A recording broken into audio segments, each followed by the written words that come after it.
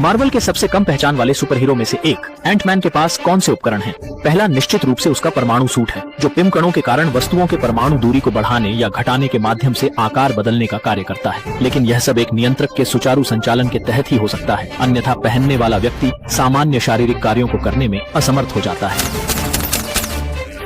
उस समय पहली पीढ़ी की वास्प ने एक दुर्घटना को रोकने के लिए खुद को आंशिक रूप से परमाणु स्तर पर घटा दिया और क्वांटम क्षेत्र में फंस गई। फिल्म में जब एंटमैन छोटा होता है तो उसका वजन कम हो जाता है, लेकिन उसकी हमलावर शक्ति आम आकार की तुलना में समान रहती है। इसलिए वह अक्सर पहले दुश्मनों को भ्रमित करने के लिए छोटा होता है, फिर अचानक बड़ा हो जाता है और हमला करता है। वह टीम सदस्यों के सहयोग से यांत्रिक उपकरणों में घुसकर उन्हें नुकसान पहुंचा सकता है। इसे रोकने के लिए आयरन मैन ने विशेष रूप से ऐसा सूट डिजाइन किया जो एंटमैन को प्रवेश करने से रोक सके।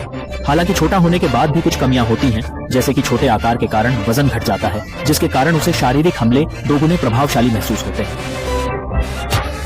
जब वह सामान्य आकार से विशाल आकार में बदलता है तो उसका वजन और ताकत स्पष्ट रूप से बढ़ जाती है। वह आसानी से रोड्स को खिलौने की तरह पकड़ सकता है।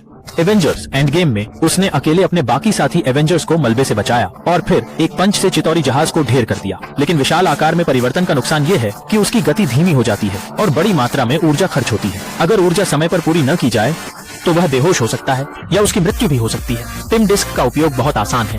इसे फेंकने पर जिस वस्तु से टकराती है उसका आकार तुरंत बदल जाता है। लेकिन बिना पिम सूट के यह जीवों पर काम नहीं करता, क्योंकि प्रतिक्रिया तुरंत होती है और जीवन संकेत स्थिर रहते हैं। तीसरा उपकरण चींटी संवाद उपकरण पहनने वाले की मस्तिष्क तरंगों को उपयोग कर चींटियों के साथ जुड़ता है। ऐसे में चींटियां उसके लिए मदद करती हैं। वास्तव में चींटी सेना ने छोटे आकार में एंटमैन के लिए काफी काम किया है। क्या आप एंटमैन के अन्य उपकरणों को जानते हैं?